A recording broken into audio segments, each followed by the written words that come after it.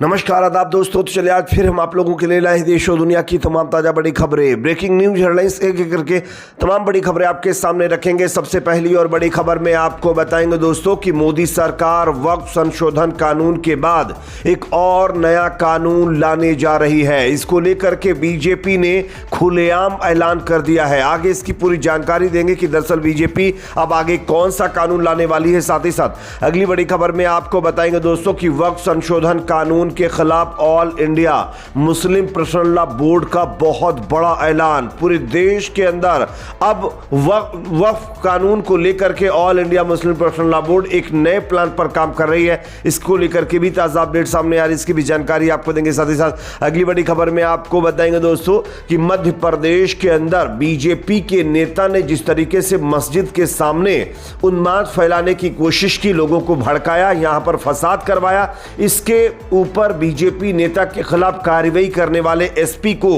BJP Madhya Pradesh की सरकार ने उसका तबादला कर दिया, जिस पर अब राजनीति शुरू हो गई है। कांग्रेस पार्टी ने बीजेपी पर गंभीर आरोप लगाए। किस तरीके से आगे इसकी भी जानकारी आपको देंगे। साथ ही साथ दोस्तों उत्तर प्रदेश के आजमगढ़ से बड़ी खबर आ रही है, जहां पर जो है मंदिर के अंदर मूर्तियां तोड़ी गई हैं। जिस आरोपी को इस मामले में गिरफ्तार किया गया उसका नाम सुनकर आप परेशान हो जाएंगे। आगे इसके नाम के बारे में भी आपको बताएंगे। साथ ही साथ हरियाणा के नूह से बड़ी खबर आ रही है, जहां पर तबलीगी जलसे में बीजेपी नेता पहुंच गए हैं दोस्तों, और यहां पर उन्होंने जो है भाईचारे की मिसाल पेश की है। किस तरीके से आगे इस पर भी चर्चा करेंगे। साथ ही साथ खबर आ रही है दोस्तों मुंबई से, महाराष्ट्र से, जहां पर वडाला इलाके में रविवार को बजरंग दल और विश्व हिंदू परिषद के कार्यकर्ताओं की पुलिस के साथ झड़प हुई है। यहां पर बताया जा रहा है खूब लाठियां भांजी गई हैं। किस तरीके से आगे इसकी भी जानकारी देंगे। साथ ही साथ दोस्तों यहां पर बीजेपी के सांसद निशिकांत दुबे ने सुप्रीम कोर्ट और सीजीआई के ऊपर अभद्र टिप्पणी के बाद अब चुनाव आयोग के ऊपर उन्होंने अभद्र टिप्पणी की है। किस तरीके से चुनाव आयोग में इस्लाम को इन्होंने घुसाया है, इस पर भी जानकारी देंगे। उससे पहले छोटी सी रिक्वेस्ट, अगर वीडियो पसंद है तो लाइक जरूर करिए, चैनल पर नए हैं तो सब्सक्राइब करने के बाद बेल आइकन को प्रेस करना ना भूलें। बात करेंगे पहली और बड़ी खबर की। भारतीय जनता पार्टी यानी मोदी सरकार पूरे देश में नए नए कानून ला करके विवाद फैला रही है, ये लोगों का आरोप है। आप सब जानते हैं, पहले किसानों का कानून, उसके बाद जो है सीए कानून, उसके बाद 3 तलाक कानून, उसके बाद ना जाने और क्या क्या, और रिसेंट अभी हाल ही में वक्फ कानून ला करके नया विवाद देश में फैलाने की कोशिश कर रही है, ये लोग मानते हैं। लेकिन इसी बीच जब वक्फ कानून पर मोदी सरकार को सुप्रीम कोर्ट से बड़ा झटका लगा है, तब मोदी सरकार ने पूरे देश में एक और ऐलान कर दिया और कहा है कि आप एक और नया कानून लाने की प्लानिंग में मोदी सरकार अब आगे बढ़ती हुई नजर आ रही है, जिसको लेकर के पूरे देश में एक बार फिर चर्चा तेज हो चुकी है। इसके जरिए बीजेपी ने साफ बताया है कि अब यूनिफॉर्म सिविल कोड यानी यूसीसी की बारी है। वीडियो में बीजेपी ने मोदी सरकार के तीसरे कार्यकाल के फैसलों और उपलब्धियों के बारे में बताया है। इसमें संसद से वक्फ बिल का पास होना, अमेरिका से 26/11 के आरोपी तंवर राणा को भारत लाया जाना, जमीन मामले में रॉबर्ट वाड्रा से पूछताछ आदि शामिल है। पोस्ट में बीजेपी ने बताया कि अभी तो यात्रा की शुरुआत है। 1 मिनट 6 सेकंड लंबे इस वीडियो की शुरुआत में कहा गया है कि उन्होंने विपक्ष यानी मोदी 3-0 कार्यकाल कमजोर होगा। लोकसभा चुनाव के नतीजों के बाद बीजेपी को पूर्ण बहुमत नहीं मिलने पर विपक्षी प्रतिक्रिया भी शामिल की गई है। वीडियो में कांग्रेस अध्यक्ष मल्लिकार्जुन खड़गे कहते हैं कि मोदी सरकार को जो है जनमत नहीं है और यह सरकार कभी भी गिर सकती है। इसके बाद पीएम मोदी की एंट्री होती है और फिर मोदी सरकार के तीसरे कार्यकाल की तमाम उपलब्धियों के बारे में यहाँ पर जानकारी दी गई है। इन सबसे अफसोस की बात कि मोदी सरकार इस वीडियो में अपनी उपलब्धियां बता रही है। उपलब्धियां क्या बता रही है कि वक्फ कानून ला करके, उसके बाद यूसीसी कानून ला करके बता रही कि हम उपलब्धियां हासिल करेंगे, जबकि देश में महंगाई, बेरोजगारी, भ्रष्टाचार इस तरीके से बढ़ता चला आ रहा है, इस पर कोई चर्चा नहीं हो रही है। आप देखिए विदेशों में भारत की छवि किस तरीके की हो चुकी है, अमेरिका किस तरीके से भारतीय लोगों को परेशान कर रहा है। इसमें सरकार की जो नाकामी है, इसी तमाम चीज़ों को नहीं दिखाया गया है। ये अपने आप में बहुत अफसोसजनक है कि जनता की कोई फिक्र बीजेपी को नहीं, उसको अपनी फिक्र है कि वो अपने मुताबिक और अपने भलाई के लिए क्या क्या काम करेगी। एक और बड़ी खबर दोस्तों सामने आ रही है, all India Muslim personal law board का वक्फ कानून के खिलाफ एक और बड़ा ऐलान। आप देखिए स्क्रीन पर खबर, संसद से पारित हुए वक्फ एक्ट को लेकर कई राज्यों में विरोध प्रदर्शन देखने को मिल रहे हैं। साथ ही इसको लेकर सुप्रीम कोर्ट में भी सुनवाई चल रही है।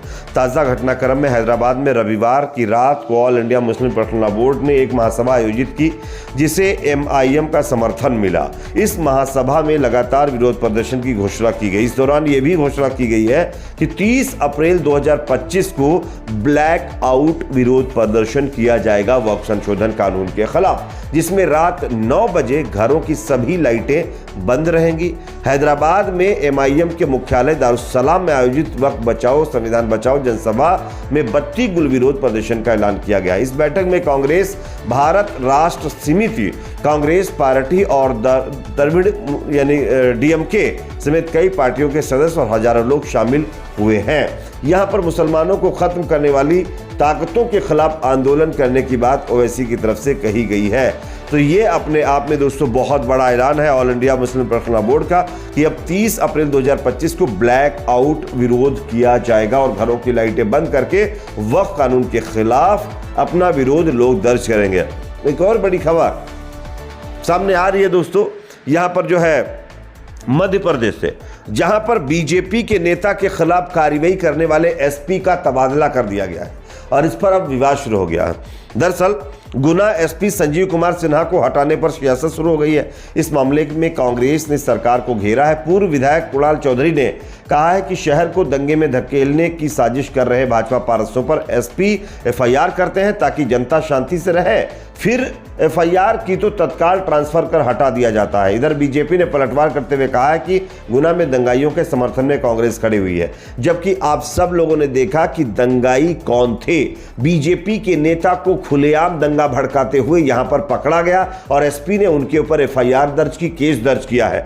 अब अपने नेता को बचाने के लिए बीजेपी बाकायदा SP का ही तबादला कर देती है। ये अपने आप में देखिए किस तरीके से उल्टी गंगा मध्य प्रदेश में बह रही है और यही बीजेपी की सच्चाई है। बात करेंगे अगली खबर की जो कि सामने आ रही है आजमगढ़ उत्तर प्रदेश से, जहां पर एक मंदिर में मूर्ति तोड़ने वाले एक शख्स को गिरफ्तार कर लिया गया। आप देखिए स्क्रीन पर खबर, मेहन नगर थाना क्षेत्र के सिंहपुर बाजार जो कि आजमगढ़ में आता है, बाजार में पुलिस चौकी के ठीक पीछे अमृत सरोवर पोखरे पर बने मंदिर में स्थानीय हनुमान की प्रतिमा को एक मनबड़ युवक ने क्षतिग्रस्त कर दिया।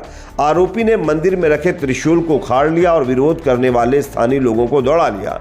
पुलिस ने सिंहपुर निवासी आरोपी युवक जिसने मंदिर में तोड़फोड़ की है, जिसका नाम गणेश गुप्ता बताया जा रहा है, उसको गिरफ्तार कर लिया है।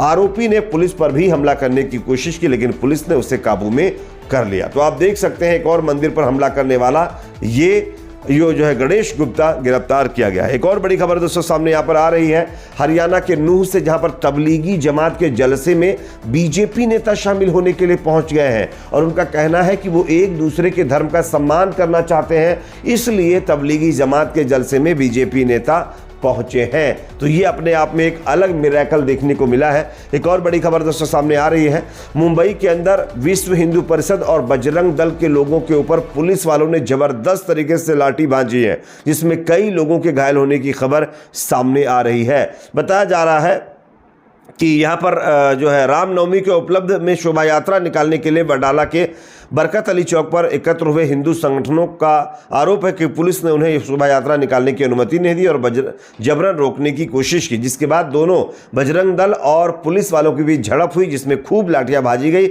और बजरंग दल के कार्यकर्ताओं की सेवा यहां पर की गई है। एक और बड़ी खबर दोस्तों सामने आ रही है, अब चुनाव आयोग के ऊपर बीजेपी के नेता निशिकांत दुबे का विवादित बयान। पहले CGI को लेकर अभद्र टिप्पणी की, उसके बाद अब चुनाव आयुक्त को लेकर के टिप्पणी की है। आप चुनाव आयुक्त नहीं मुस्लिम आयुक्त थे। ये पूर्व चुनाव आयुक्त कुरैशी साहब के ऊपर निशिकांत दुबे का बयान सामने आया है।